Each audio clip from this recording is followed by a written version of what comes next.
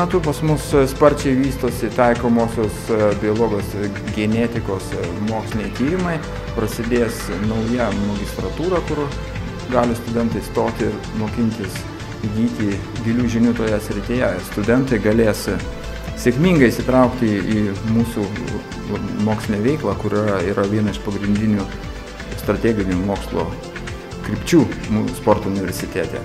Mano apsisprendimą čia studijuoti lėmė to, kad tai yra unikali iš tikrųjų Lietuvoje studijų programa, dėl to, kad šis universitetas turi labai gilias tradicijas sporto moksle ir taip pat lėmė tai, kad mane motivavo bakalaurinio darbo vadovė iš tikrųjų, nes mane matė šiek tiek daugiau, matė mane siekiant mokslininko karjeros ir manau, kad ši studijų programa bene geriausiai paruošia tam trečiam etapui doktorantūrai. Tai studentai turės puikias galimybės susipažinti su naujausia įranga ir tyrimų metodais šioje srityje. Ir tai be abejo didelis pranašumas, galvojant apie ateitį, jeigu jie toliau galvos stoti į doktorantūrą ir mokintis pas mus arba kitose Lietuvos aukštosiose mokyklose ir universitetuose, ar važiuoti į užsienį, studijuoti toliau.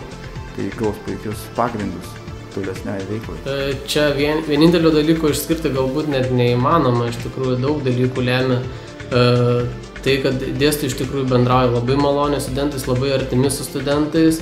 Iš disciplinų labiausiai man patinka molekulinė sporto biologija, nes tai yra labai gilu ir stipru ir naujos laboratorijos molekulinės biologijos iš tikrųjų atveria galimybės studentams atlikti didžiulės reikšmės tyrimus. Labai yra sparčiai besivystantis sritis ir šiuo metu įvairiuose tiek medicinos, tiek sveikatos apsaugos srityse, tiek dabar ypač paskutiniu metu sporto srityje.